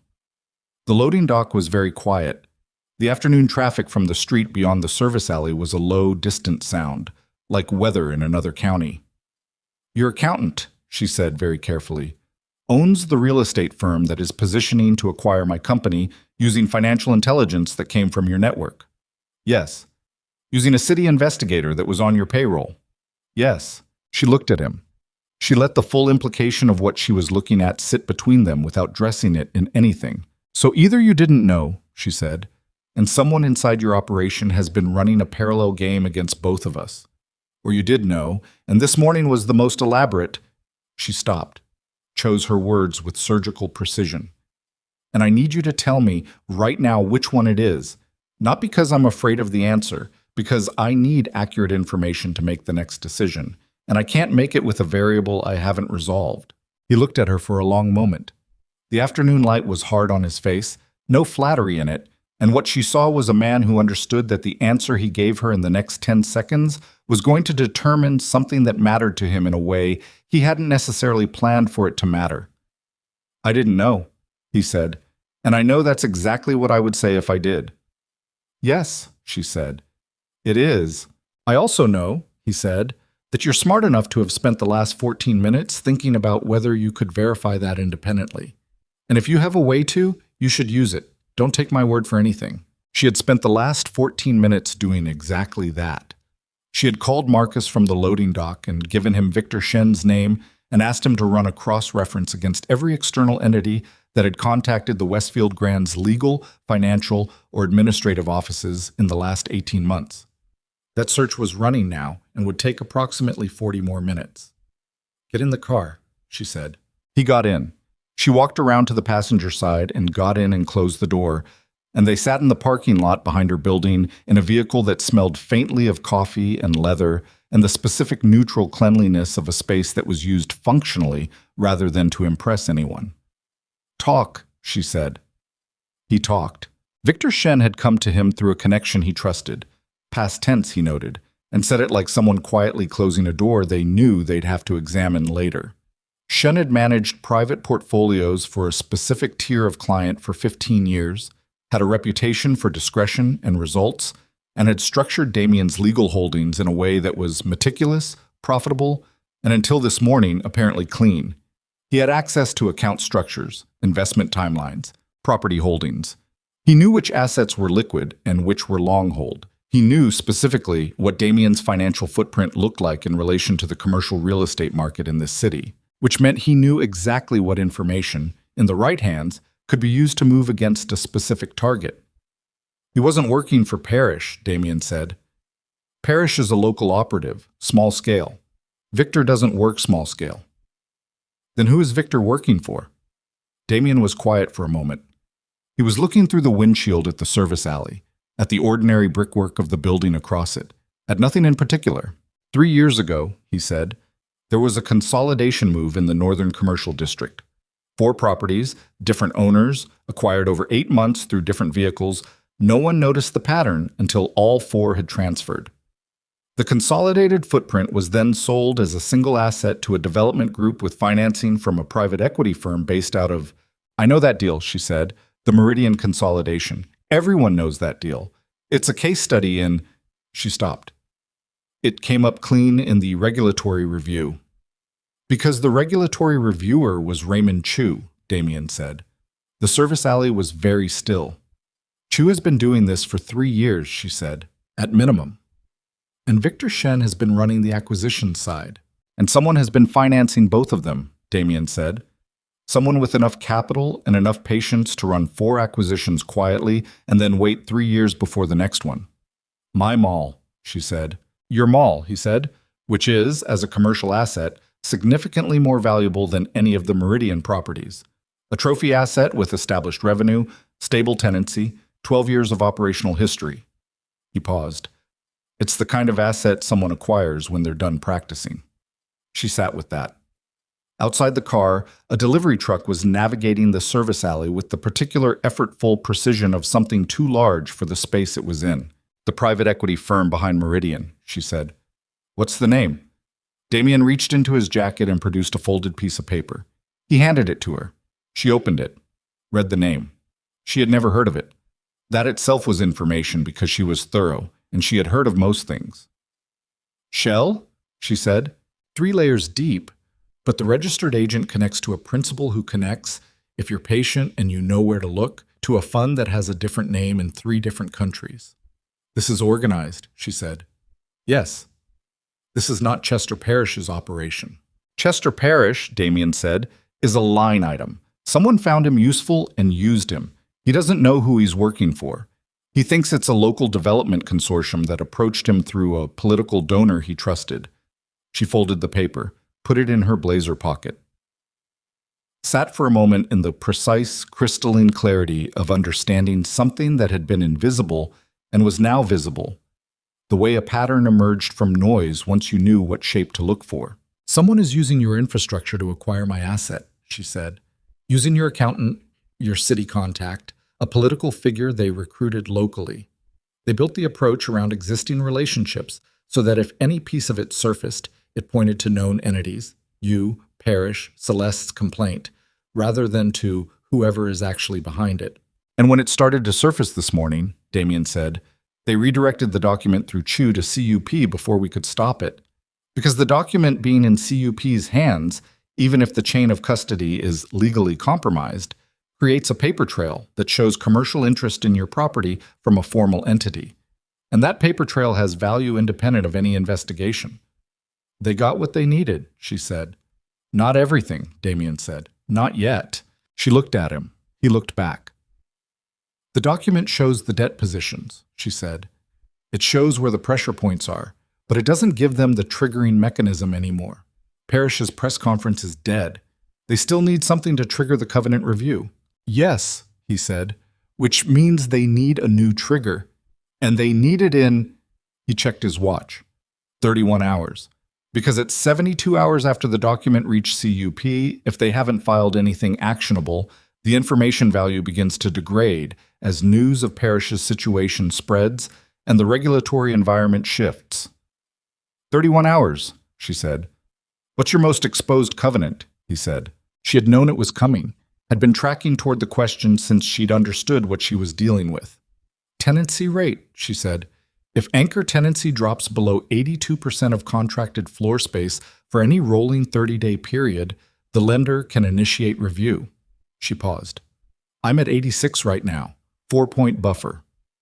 "What would it take to move that number?" She looked at him. "2 anchor tenants," she said. "If 2 of my anchor contracts were terminated or went into dispute in the same 30-day window, I'd breach the threshold." "Who are your most exposed anchors?" "Thornton Department Store. 12-year tenant, reliable, but their parent company has been under pressure in the retail sector." She stopped. "And Meridian Fitness, which opened 3 years ago." She looked at him. "Which is a Meridian consolidation property," he said. "Yes." The car was very quiet. Meridian Fitness had a standard anchor lease, 5 years, renewable. But their parent company, she was pulling the structure from memory now, the specific terms she had reviewed at signing and reviewed again 18 months ago at the first renewal discussion. Their parent company had a change of control clause. If the controlling interest in the parent shifted by more than 30%, either party could trigger a lease renegotiation window. And if someone who now held a CUP document mapping the debt positions around her building also happened to acquire a controlling interest in a fitness chain whose parent company had a change of control lease clause with the Westfield Grand. "How fast could they move on the fitness chain's parent company?" she said. "If they already had a position?" Damien stopped. He pulled out his phone. He made a call. 3 words in. "Beaumont Kinetic Fitness Group, now." Then he sat and listened, and she watched his face and saw the precise moment that the information arrived on the other end of the call, because his eyes changed. Not dramatically, just a small, involuntary contraction, a person absorbing something that confirmed what they feared. He ended the call. "They acquired a 29.8% stake in Kinetic Fitness Group's parent company 14 days ago," he said, 0.2% below the change of control threshold. "So they can push it over at any time they choose," she said. "In the next 31 hours, he said. "Yes." She got out of the car. She did it without thinking, just needed to be standing, needed the ground under her feet, needed the cold air. She stood next to the car with her hands at her sides, and her breathing absolutely deliberate. In through the nose, 4 count, out through the mouth, 4 count. The way she did when she needed to think, and the thinking required everything she had. Damien got out too. He stood on the other side of the car, and he didn't say anything, which was, she thought, the most useful thing he had done since she'd met him. The Westfield Grand. 12 years. Her grandmother's ring on her finger. Every decision, every 70-hour week, every relationship she'd let fall away because she'd chosen this instead. She had built it to be untouchable, but nothing was untouchable if someone had enough patience and enough money and enough pieces already in position before you knew the game had started. She had 31 hours to find a lever that no one had accounted for. And the only person in the world who currently understood the full architecture of what she was facing was a man she had met 6 days ago who had just discovered his own operation had been compromised. She turned and looked at him across the roof of the car. "Victor Shen," she said. "Where is he right now?" "Being found," Damien said. His voice was very quiet and very specific. "As of 12 minutes ago." "I need him in a room," she said. "Not your kind of room. A room where I can ask him questions and the answers are usable afterward." Damien looked at her. Something in his expression shifted. Not amusement exactly, but a recognition. "You want him cooperative." "I want him terrified and cooperative," she said. "Those are different things from your kind of terrified, but I think we can find common ground." For the first time since she'd known him, something crossed his face that was unambiguously close to a smile. It didn't last more than 2 seconds, but it was there. "I'll have him by 6, he said. "I'll need Marcus with me." "Fine." "And nobody else," she said. "Your people stay outside the room." He looked at her for a moment. "You don't trust my people. Someone on your payroll routed a document to an acquisition firm this morning," she said. "I don't trust your people. That's not an insult. That's arithmetic." A beat. "Fair," he said. She pulled out her phone and called Marcus, told him 6 p.m., told him she needed the conference room on the 4th floor cleared and swept. Physically swept, she said. Used the RF scanner from the equipment closet. She wanted the room clean. He didn't ask questions. One of Marcus's permanent virtues. Then she called Patricia. "Kinetic Fitness Group parent company," she said when Patricia picked up. "I need the full cap table and any Form 13 filings from the last 60 days, and I need the exact language of the change of control clause in the Meridian Fitness anchor lease." "Give me 40 minutes, Patricia said. "You have 25, Nyla said. "I'm sorry." "Don't be," Patricia said, which was what Patricia said when she was already moving. She walked back into the building through the loading dock, through the service corridor, up the back stairs, and into her office. She sat down at her desk. She opened the quarterly variance report that had been sitting untouched since Thursday, and she closed it without reading it. Then she opened a blank document and began writing, in the fast shorthand she used for her own reference that no one else could fully parse. Every piece of information she currently held, every connection between pieces, every gap where the connection was assumed rather than confirmed. She wrote for 19 minutes without stopping. When she finished, she read it back. The picture it made was not complete. There were 3 critical gaps, all of which connected to Victor Shen, which was why she needed him in a room before 6. But the picture that was visible was clear enough that she could see the shape of the thing she was trying to do. She needed to make pushing that stake over 30% unattractive. More unattractive than whatever CUP stood to gain from the Westfield Grand acquisition. Which meant she needed to make the Westfield Grand itself a less viable acquisition target in the next 31 hours without triggering the very covenant issues she was trying to avoid. Which meant she needed a white knight, a strategic partner, a lender renegotiation, an anchor replacement already lined up, something that changed the asset's profile before the move came, which she did not currently have. She stood up and went to the window. Below her, the Wednesday afternoon mall was doing what it did, moving, breathing, functioning, the ordinary commerce of a city conducting its ordinary life inside walls she had imagined and built and owned. A woman was sitting on a bench in the north atrium with a child who had apparently reached the outer limit of shopping patience and was now conducting a small, focused protest. 2 teenagers were sitting on the edge of the fountain, not talking, not on their phones, just sitting in the particular comfortable silence of 2 people who knew each other well enough not to need noise. Ordinary, real, hers. Her phone rang. Unknown number. A different unknown number, the 3rd one in 2 days. She answered it. "Miss Brooks."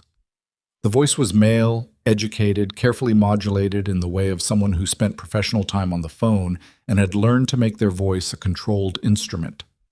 "My name is Victor Shen. I understand there may be a misapprehension about my role in recent events, and I'd very much like the opportunity to clarify before 6 o'clock, she said. A pause. "Pardon? You're calling me before Damien Cross finds you," she said. "Because you've calculated that reaching me first gives you a better outcome than what happens when he does. And you're correct about that. So here's what clarifying looks like. You're in my conference room at 5:30. You bring every document, every communication, every financial record related to Consolidated Urban Partners' interest in this property.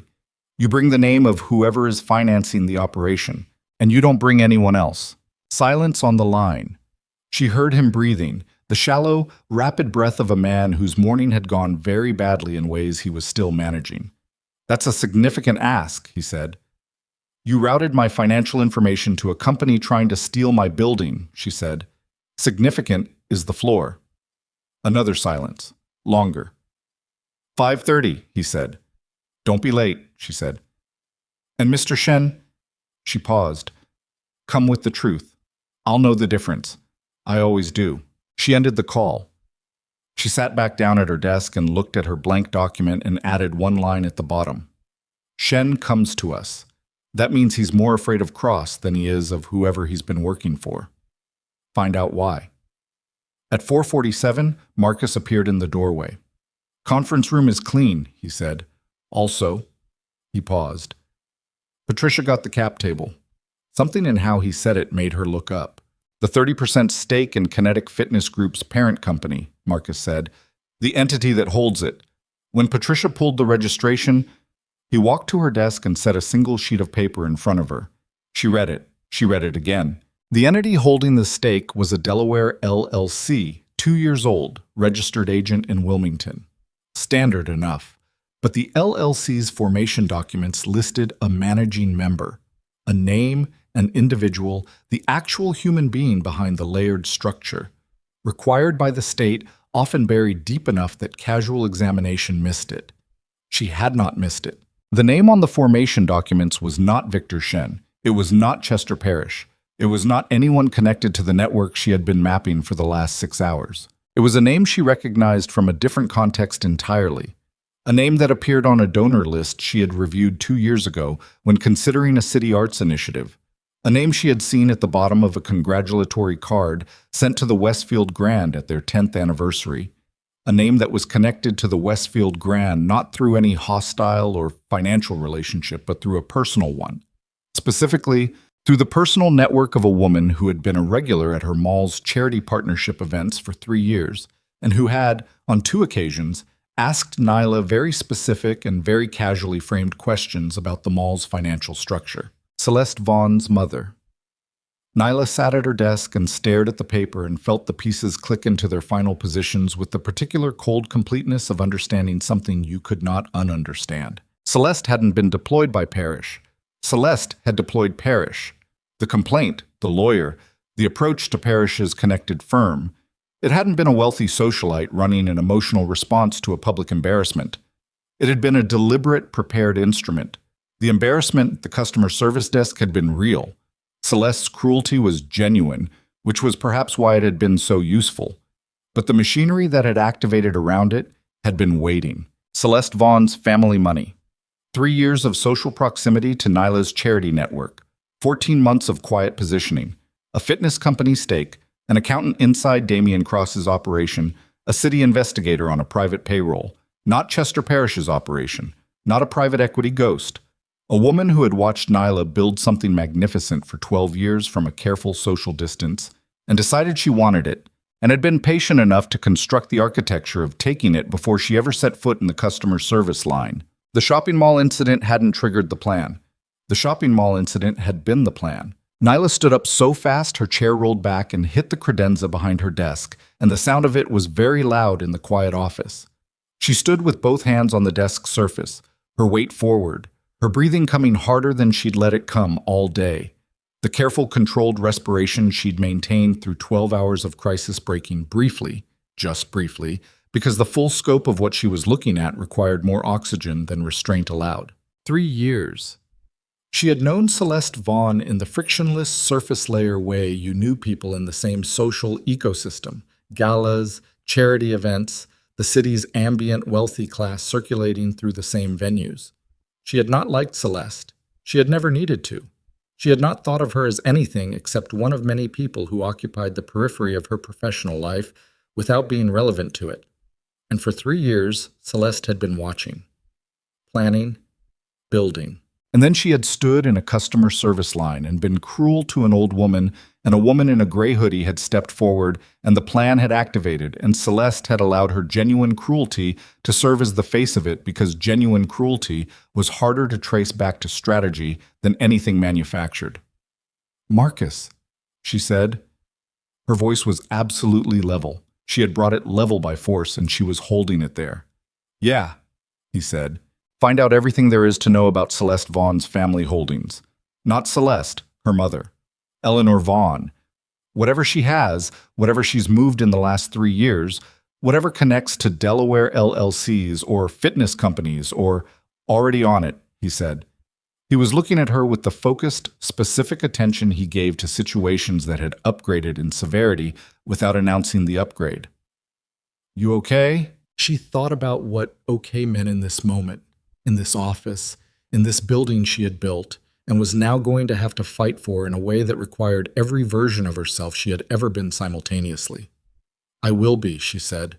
He nodded and left, and she stood at her desk for one more moment, just one, with her hands flat on the surface and her breathing coming back under control, count of four, and her grandmother's ring cool against her finger, and the framed photograph across the room steady in its frame. Then she straightened up, rolled her chair back to the desk, sat down, and began building the next move. Because Victor Shen was coming at 5:30, and he was going to tell her everything she didn't yet know, and she was going to walk into that conference room knowing more than he thought she knew, and the gap between what he assumed she knew and what she actually knew was the only leverage she currently had, and she was going to use it the way she used everything, completely, precisely, and without leaving anything on the table. And somewhere in this city, Celeste Vaughn was sitting inside a plan she believed was still running cleanly, not yet knowing that the woman she had watched for 3 years and underestimated for all of them was now holding the piece of paper with her mother's name on it, and had exactly 28 hours to decide what she was going to do with the truth. Before the truth became. Victor Shen arrived at 5:23, 7 minutes early, which told her something.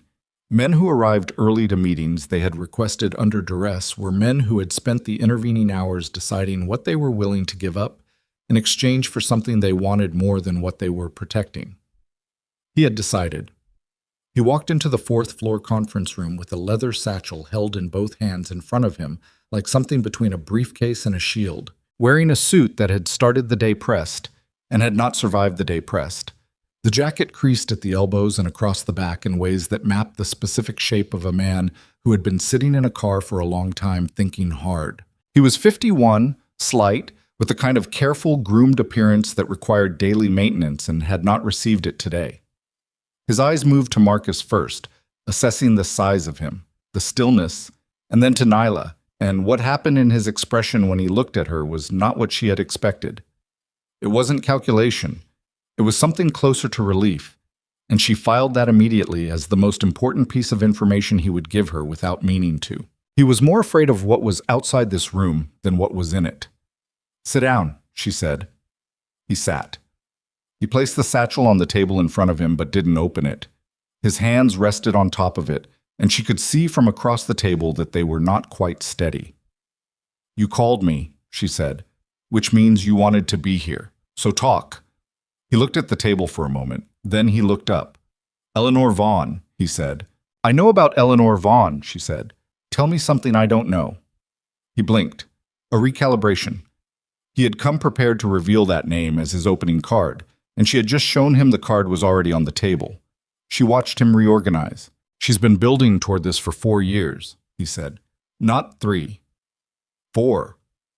The charity events, the social access, that started before what you can trace, before the LLC filing."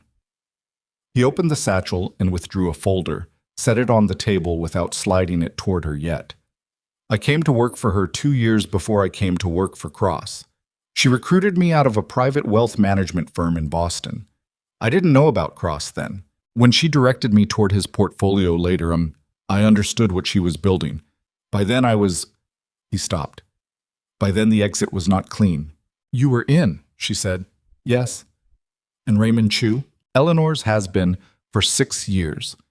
The Meridian Consolidation. That was her first large operation in this city. She used Chu to keep the regulatory window clean and used CUP as the acquisition vehicle. The Meridian properties were a rehearsal. He finally slid the folder across the table. This is everything: transaction records, communication logs, the capitalization structure of CUP, Chu's payment history, and he paused. The documentation of how Celeste was briefed. Nyla opened the folder. She didn't read it yet. She looked at the volume of it, the organization of it, the fact that it was assembled with the meticulous care of someone who had been preparing it for a while. "You've been building this for how long?" she said. He met her eyes. 14 months. The same timeline as the LLC filing. The same timeline as the first positioning moves against her property. "You were building an exit from the moment it started," she said. "I was building insurance," he said. "I'm aware those are not the same thing." "No," she said. "They're not." She read for 3 minutes. The room was very quiet. Marcus stood at the door with his arms at his sides and his face doing its first expression, the one that communicated nothing. Victor Shen sat with his hands folded on the now empty satchel and watched her read with the focused attention of a man who understood that the next several minutes were the hinge on which the rest of his life would turn. She closed the folder. "Celeste was briefed," she said. "You used the word briefed. What does that mean exactly?" "The customer service incident," he said. "She was given a description of you. Your Saturday routine, the hoodie, the South Atrium circuit. She was told that if the opportunity arose to create a public incident involving you, the infrastructure to capitalize on it was ready.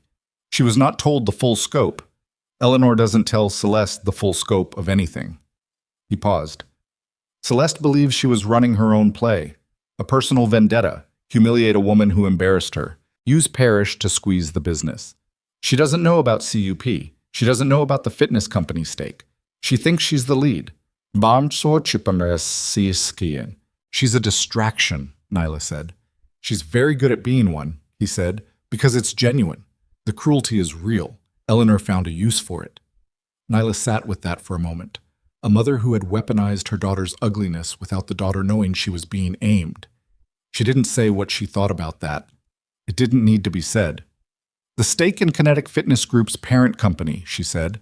"When is Eleanor planning to push it over 30%? "Tomorrow morning," he said. 9 a.m., before markets open fully. She has a block purchase staged through a broker and—" "Can it be stopped?" "Not by me," he said. "The order is already placed. It would need to be challenged through the broker's compliance desk or through a regulatory flag on the transaction, and that would require evidence of market manipulation connected to an ongoing attempt to trigger a covenant violation in a commercial property," she said. "Yes," he said, "which is what's in that folder." She looked at the folder. "This folder goes to the Securities and Exchange Commission," she said, "tonight, along with a filing from my attorney documenting the full chain of events, including Chu's role and the compromise document from this morning." "If you do that," Victor said carefully, "Eleanor will know it came from me. And Eleanor has—" He stopped.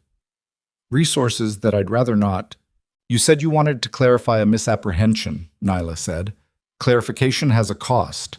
You came here because you're afraid of what happens to you if you stay in her operation, not because you've developed a conscience about what she's done. I understand that, but I'm not in a position to protect you from Eleanor Vaughn in exchange for information. That's not a trade I can make." He looked at her. Something in his face was very tired. "I know," he said quietly. "What I can do," she said, "is ensure that the regulatory documentation specifically reflects that you provided cooperation before any formal investigation was opened. That's the language that matters for whatever comes next for you legally. It's not a guarantee. It's the truth, documented early." She paused. "It's the best I can offer." He looked at the table. His hands were still on the satchel.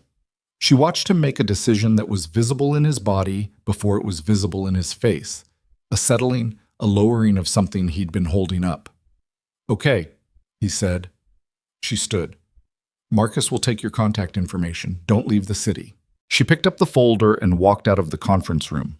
In the corridor, she leaned against the wall for approximately 4 seconds, eyes closed, the folder against her chest, the weight of it specific and real. Then she opened her eyes and called Patricia. "File tonight," she said when Patricia picked up. "Everything." I've been ready since 4, Patricia said. Of course she had. Nyla went home at 8:30 p.m. Not to work. She had done what could be done tonight. The documents were filed, the machinery was moving in the direction she had pointed it, and the rest was in the hands of regulatory processes that would take the time they took. She went home because her body had been running on coffee and controlled adrenaline for 14 hours, and there was a point past which those fuels produced diminishing returns. She ate standing at the kitchen window again, the same takeout place, different order. The street below was a Wednesday evening version of itself, quieter, more settled, the restaurants turning their dinner crowds over into the sidewalk in small, relaxed groups. She was almost finished eating when the knock came at her door. Not a call first. A knock. Which meant whoever it was either had her address from a source that didn't require her to have given it, or had been given it by someone who had it. She put down her food and went to the door and looked through the peephole. Margaret Cross stood in the hallway in a pale yellow cardigan buttoned to the collar, holding a container that appeared to be baked goods, with the patient, upright posture of someone who was accustomed to waiting and had decided tonight not to wait in a car. Nyla opened the door. Margaret looked at her. A direct, clear look. The look of a woman who had been looking at people her entire life with accuracy. I know it's late, Margaret said. My son doesn't know I'm here. I want to be clear about that. Nyla looked at her for a moment. Then she stepped back from the door. Margaret Cross came into the apartment with the careful, observant quality of someone who read rooms. She looked at the kitchen window, the single-framed photograph on the wall, the general cleanliness and functional sparseness of a space that belonged to someone who used it to sleep and think rather than to live outwardly. Tea? Nyla said. Please, Margaret said. She set the container on the kitchen counter. Lemon pound cake. I made it this afternoon. I needed something to do with my hands, and it seemed useful. Nyla put the kettle on. She moved around her kitchen with the economy of someone on familiar ground, and Margaret sat at the small kitchen table and folded her hands and waited in the specific calm of a woman who had done a great deal of waiting in her life and had made a kind of peace with it. Mrs. Cross, Nyla said. Margaret, she said. Please. Margaret, Nyla turned and looked at her. Why are you here? Margaret was quiet for a moment. The kettle began to heat, a low sound in the kitchen. Because I know what my son is, she said. It came out without apology, without performance, just the plain weight of a fact she had carried for many years. I know the shape of the life he leads. I stopped trying to talk him out of it when he was 26 because I realized that trying to talk someone out of who they are is a particular kind of cruelty, even when it comes from love. She looked at her hands. He is also, underneath all of it, a man who has never once let anyone he loves come to harm when he could prevent it. That doesn't balance everything. I'm not telling you it does. I know it doesn't, Nyla said. But I wanted you to know it, Margaret said, because I've watched him for 2 days since that morning in your mall, and I've watched him be something I haven't seen him be in a long time. And I'm old enough that I say things when I see them because I don't know how many opportunities I have left to say them. The kettle reached temperature. Nyla made the tea. She brought 2 cups to the table and sat across from Margaret Cross, and they looked at each other in the kitchen light like 2 women who had arrived at the same place from very different directions. I defended you because it was the right thing to do, Nyla said. Not for him. I know, Margaret said. That's why I'm here. They drank their tea. Margaret cut 2 slices of the pound cake with a small knife she produced from her cardigan pocket as though she had anticipated the need, and Nyla ate hers, and it was very good. The kind of thing made by someone who baked from memory rather than recipe. The proportions slightly different from any version you'd had before, but somehow better. He's going to want to see you, Margaret said, not looking at her tea. When this is all settled, when the noise has quieted down, he'll come up with a reason. Something practical, something that sounds like business. He's not good at saying what he actually means. He never has been. She took a small sip. I'm telling you that so you can decide what you want to do with it before he finds his reason. Nyla looked at the photograph of her grandmother on the wall across the kitchen. The light caught it differently from this angle. Softer, the edges of the frame less defined. I haven't decided anything, she said. Good, Margaret said. Don't decide too fast. That's the only advice I have. She left at 9:45, carrying her empty container, declining the offer of a car with a small wave that communicated she had arrived under her own navigation and would depart the same way. Nyla watched from her window until the street received Margaret Cross and the ordinary Wednesday evening closed around her. Then she washed the 2 teacups, dried them, put them away, and went to bed. She slept 6 hours. When she woke, it was Thursday at 4 a.m., and the city outside was at its quietest, and the first thing she thought about was not the filing or the regulatory process or Eleanor Vaughn or Celeste or Chester Parrish. She thought about what Margaret had said. He's not good at saying what he actually means. She lay in the dark for a moment, examining that thought the way she examined everything, honestly, without the softening filter of what she wanted to be true. Then she got up and made coffee and went to work. The SEC flag on Eleanor Vaughn's staged stock purchase hit the broker's compliance desk at 6:47 a.m., 43 minutes before the 9 o'clock order was set to execute. Patricia called at 7:02 to confirm the flag had been received and a hold placed pending review. The block purchase did not execute. The Kinetic Fitness Group stake remained at 29.8%. The covenant threshold was not breached. Nyla received this information sitting at her desk on the 4th floor with a cup of coffee and her grandmother's ring and the variance report she had finally, this morning, actually read. She noted the information, set the phone down, looked out the window at the mall opening below her, the gate lifts going up in sequence, the cleaning crew finishing their last circuit of the atrium, the first few early bird shoppers moving through the east entrance. At 9:15, Chester Parrish resigned his aldermanic seat, citing health reasons, in a brief written statement distributed through his office. No press conference, no podium, just a statement and a cleared desk. At 10:40, Raymond Chu was placed on administrative leave by the Comptroller's office pending investigation. A different investigator, one Patricia had identified and vetted through 3 independent sources before they'd sent the filing to her, was assigned to handle the incoming documentation. At 11, Celeste Vaughn's attorney called Patricia to inquire, carefully, very carefully, in the precise language of someone testing ice thickness before crossing, whether there was any pathway to a conversation about the totality of the situation and its various components. Patricia said she would relay the inquiry. Nyla, when told, said, "She can wait. Let her wait." And then after a pause, 3 days. Then we'll talk. The 3 days mattered. 3 days was long enough for Celeste to understand that her mother's operation had collapsed around her, that she had been used as an instrument in something larger than she had known, and that the woman she had tried to humiliate in a customer service line was still standing in a building that still belonged to her while the architecture of everything her family had built to take it was being disassembled document by document in a regulatory office downtown. 3 days was long enough for that to become a weight Celeste could feel. Nyla was not a cruel woman, but she believed in proportionate experience. The call with Eleanor Vaughn came on its own timeline. Eleanor did not wait to be contacted.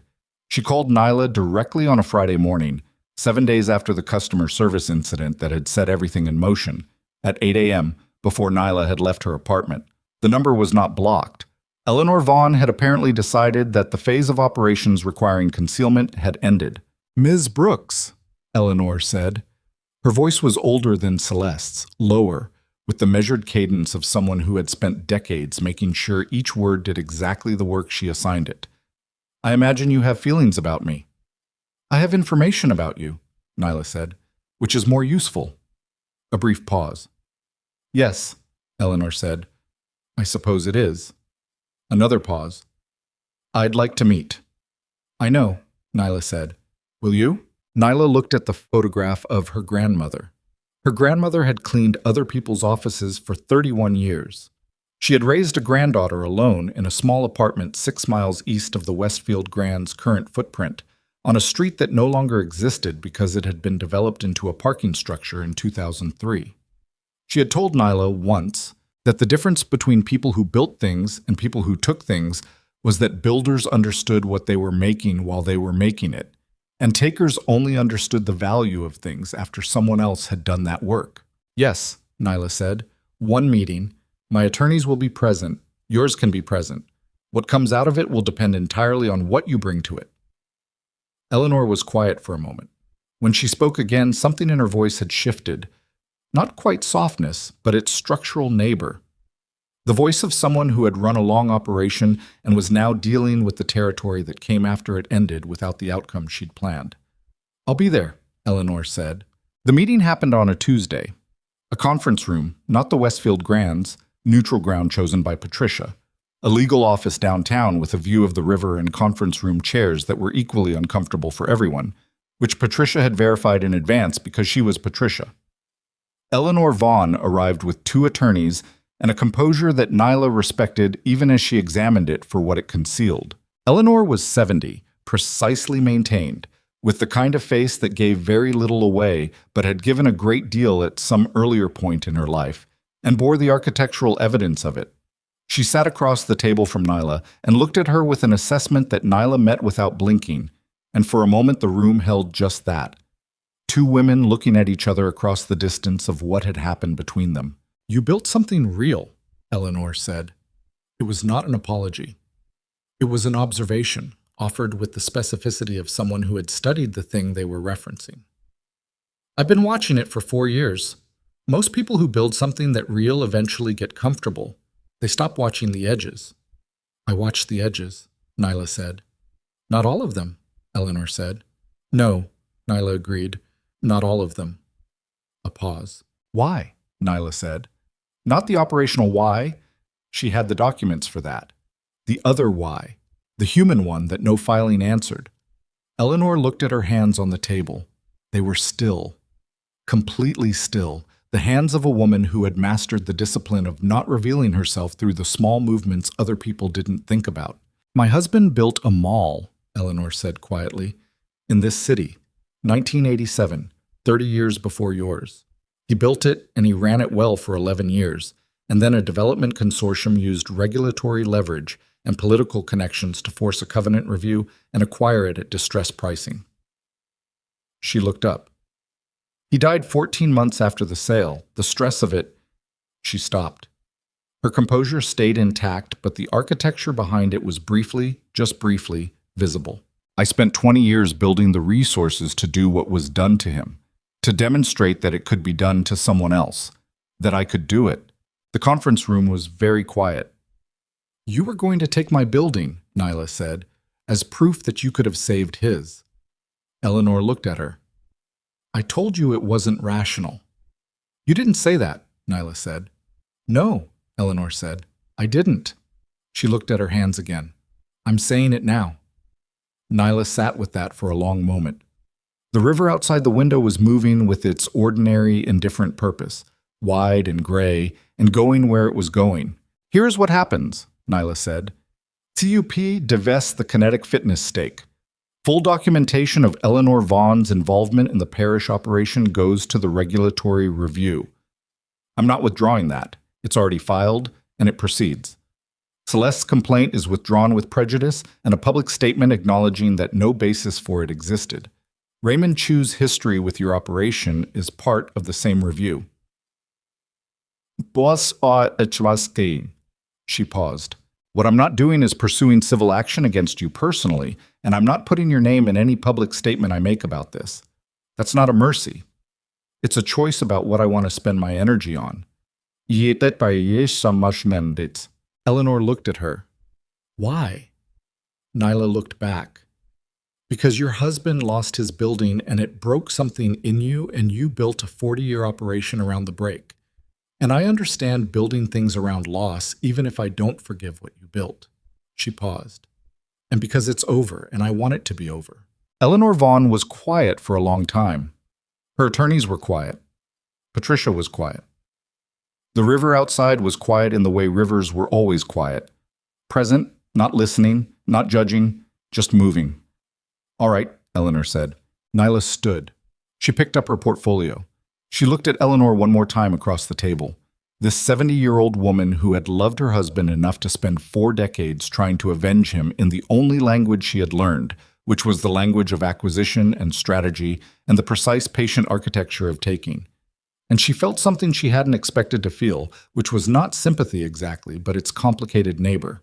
The understanding of how a person could be made by grief into something they wouldn't have chosen, and how that didn't excuse it, and how both things were true simultaneously. She walked out. 3 weeks passed. The regulatory processes moved at regulatory pace, slow, documented, thorough. Chester Parish's procurement history became the subject of a formal audit that expanded in scope as it proceeded, the way audits did when the first thread pulled cleanly and the fabric beneath it had more threads worth pulling. Raymond Chu's cases were reviewed one by the new investigator, who was thorough and apparently found the work clarifying. The Meridian consolidation came under renewed examination. It would take time. Things that had been built carefully over years took time to properly unwind. Victor Shen cooperated fully, as he had said he would, and what cooperation bought him was a legal outcome that was better than it might have been and worse than he'd hoped for, which was roughly what honest cooperation bought you in circumstances like his. Celeste Vaughn issued the public statement.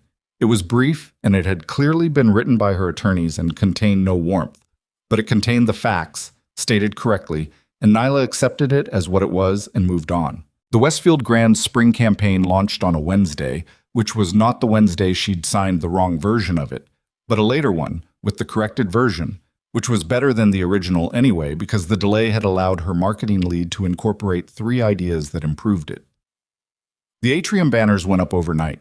She saw them first on a Thursday morning walkthrough, doing her circuit in the gray hoodie and the torn jeans and the sneakers, and they looked good. Clean lines, the right colors. She was in the south atrium, standing near the customer service desk, when she felt someone behind her. She knew before she turned. She wasn't sure how. Something in the quality of the space, the way attention had a physical weight when it was specific and directed. Damian Cross stood 10 feet away in a coat that wasn't the dark suit from the conference room, something less formal, and he was looking at her with the same direct, unhurried attention he had given her since the first time she'd been aware of it, which was in an atrium 6 weeks ago when an old woman had thanked her, and he had looked back once from a distance.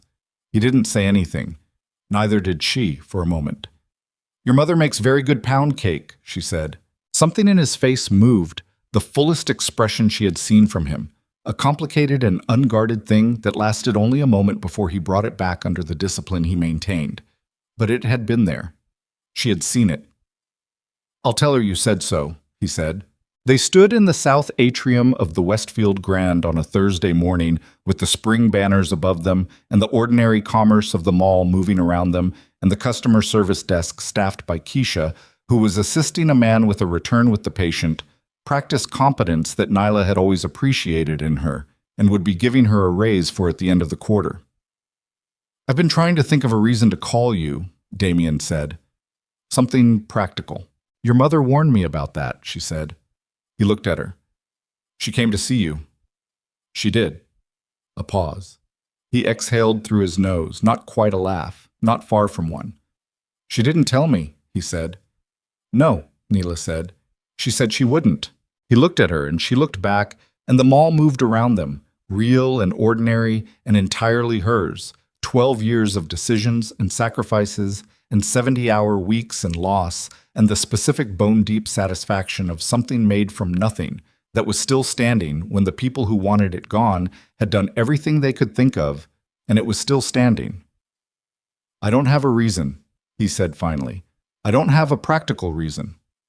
"I know," she said. He waited. She let him wait, because she believed in taking time, in not deciding too fast, in knowing the difference between what you wanted to be true and what you were willing to look at honestly in the flat light of a Thursday morning without flinching. She looked at him. She looked at the mall. She looked at the customer service desk where 6 weeks ago she had stepped between a cruel woman and a small old woman with shaking hands and made the only decision available to her, which had cost her nothing at the time and had eventually cost her several things, and had in the end, in this end, standing here, given her something she had not planned for and could not fully name yet. "Walk with me," she said. She turned and continued her circuit. After a moment, he fell into step beside her, 2 people moving through a building at the same pace, not touching, not performing anything, just walking in the ordinary light of a Thursday morning through something that had survived and meant to go on surviving, and would. The spring banners moved slightly in the conditioned air above them. The mall filled around them with its first hour of the day, gates rising, lights brightening, the gradual arrival of people who came because they needed things, because they wanted to be somewhere, Because the city was large and a building with open doors was a particular kind of shelter that did not ask too much of you. Nyla walked her circuit and did not look at him again for a while. But she was aware of him the way you were aware of something that had changed the shape of the space without announcing it. And she thought that was probably the most honest accounting of what had happened over the last 6 weeks. Not that anyone had saved anyone, not that strength had defeated cruelty, or that goodness had been rewarded, because the world was not organized around those distributions, and she was old enough to know it. But that one ordinary act, one Saturday morning, in a mall she had built, and would keep building, had set in motion something that had tested her in every direction she could be tested, and she had held. Not without cost. Not without help she hadn't asked for and had to decide what to do with. Not without discovering that the walls she'd built were thicker in some places than others, and thinner in places she hadn't examined carefully enough. But she had held. She passed the coffee kiosk. The young man who recognized her by sight saw her coming and began making an Americano without being asked. She stopped, and she paid him, and she picked up the cup, and she asked him his name, which she had never asked in all the months she had been stopping here. And he said it. "Marcus," he said, which made her smile in a way that confused him slightly. She walked on. Damian Cross walked beside her. The mall opened into its Thursday, ordinary and enormous and alive, and the city beyond its walls went on being the city, and Nyla Brooks went on being Nyla Brooks, which was the most accurate and complete description of the only victory that had ever mattered.